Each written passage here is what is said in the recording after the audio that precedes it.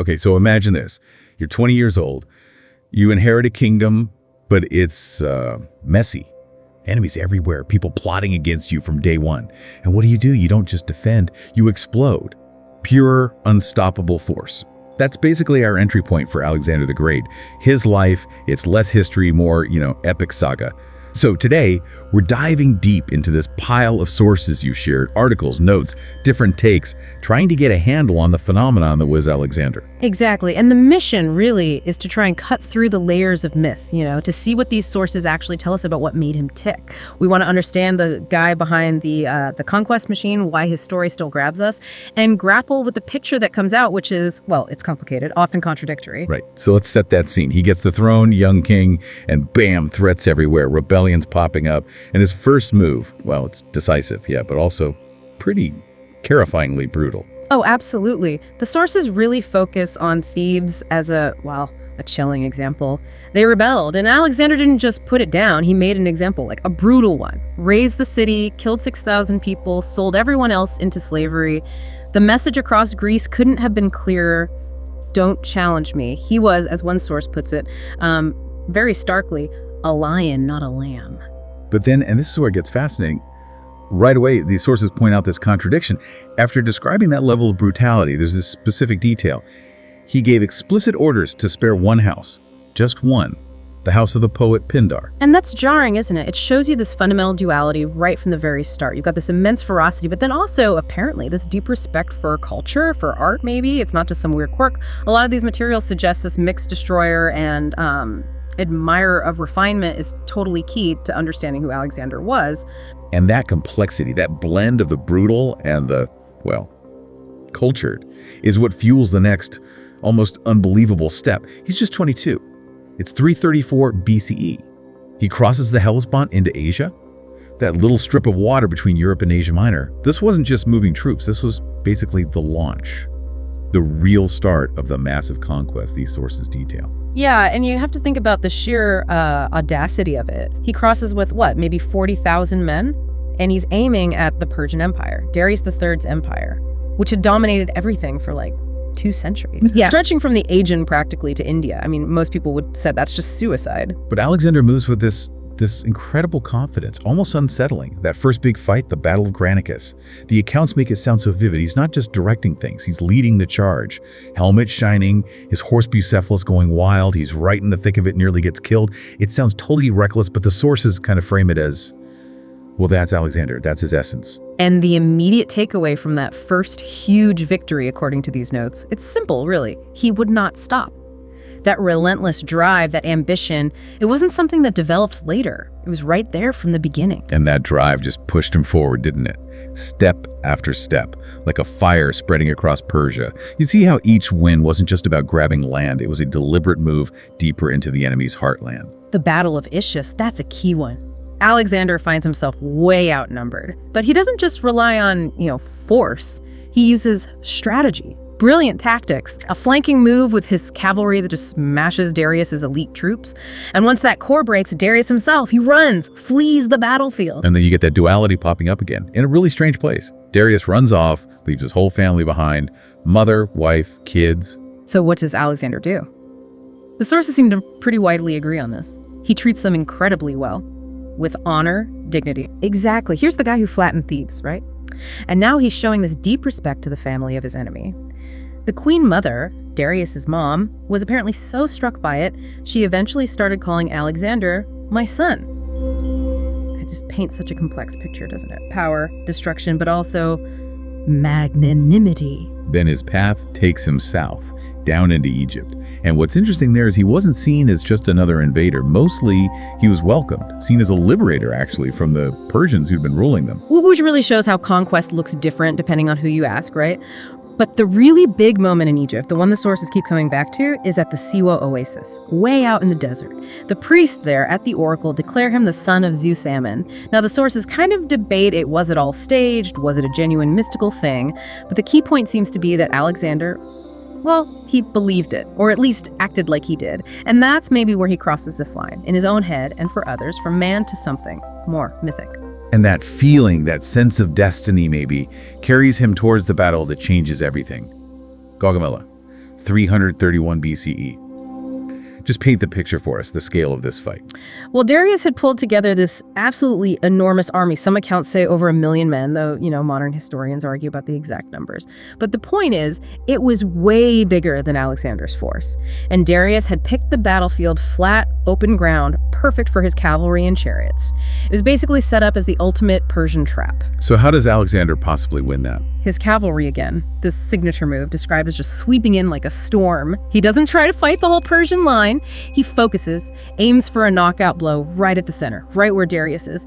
And unbelievably, Darius flees. Again. But this time, it's final. The Persian Empire, after ruling for 2 centuries, it's basically over, done. Wow, and just like that, the world tilts. Suddenly, he's king of Macedonia, pharaoh of Egypt, king of Asia, lord of Babylon. The sources say the world was pretty much lying at his feet. Yep.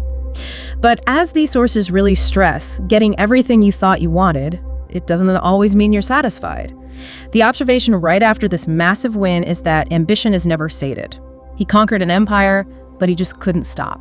That scene in Persepolis, the Persian ceremonial capital, that's really something.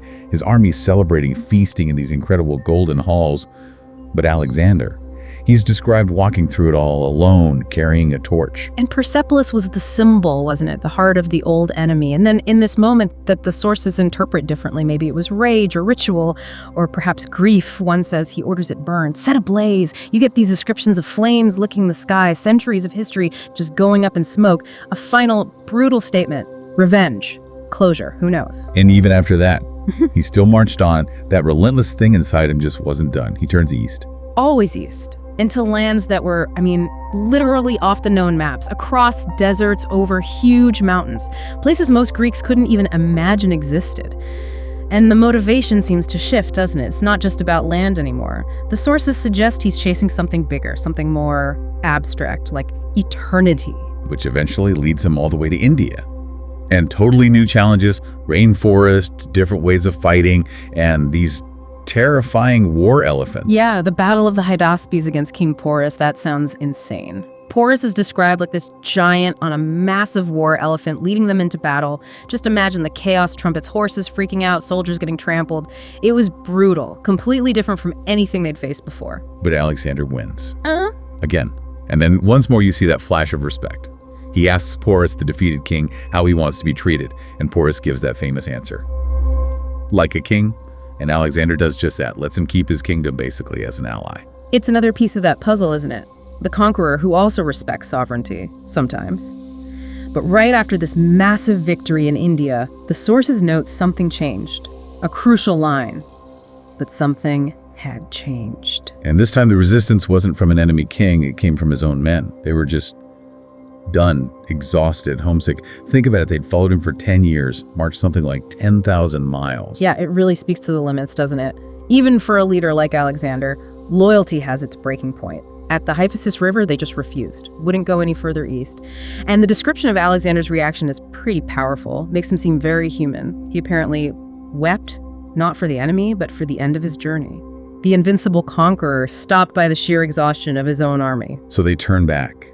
And that return journey, especially through the Gaugamela desert, it sounds horrific. Just immense losses, heat, thirst, people dying. Absolute brutal. And yet, the accounts from that period also show another side of his leadership again. During this nightmare march, Alexander's apparently walking on foot with his men.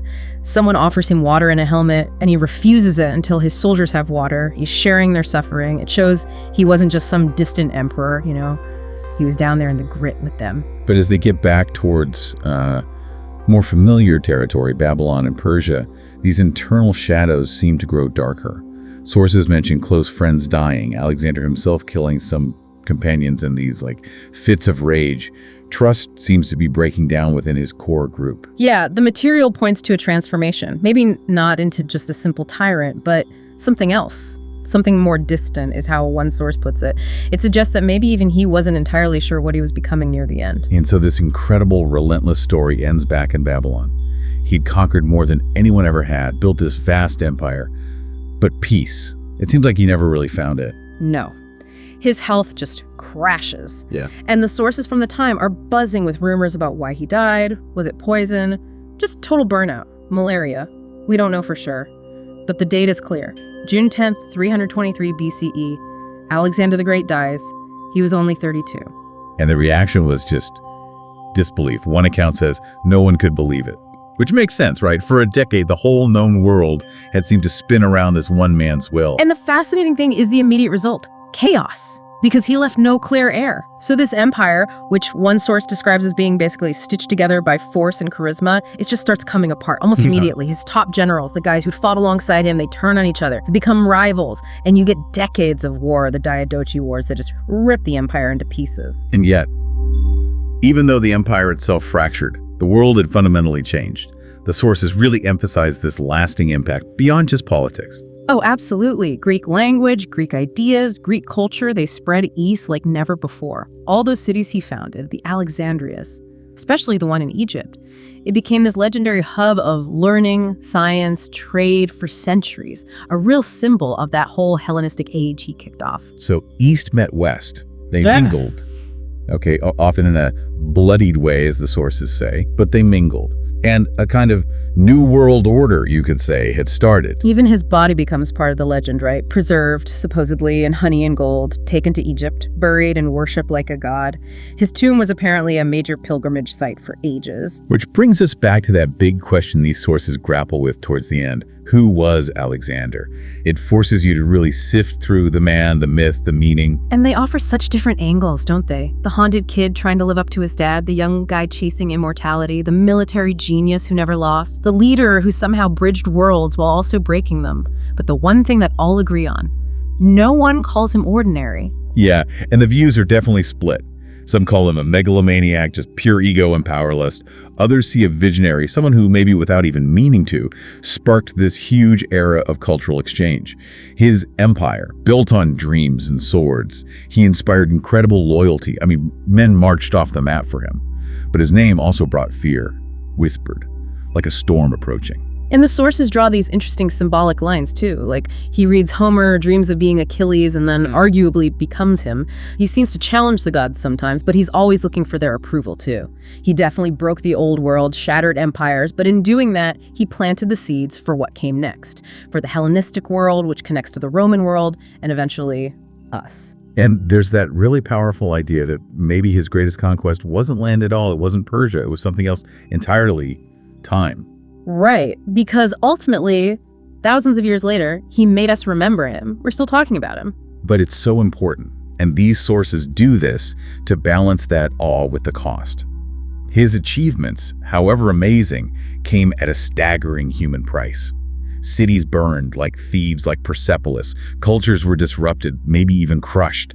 Thousands upon thousands died in battle from hardship. It forces you to hold those two things together, doesn't it? Yeah. Was he a liberator spreading civilization, or a destroyer whose ambition just ran over everything else, including compassion? Which leads right into those really deep questions the material leaves you chewing on.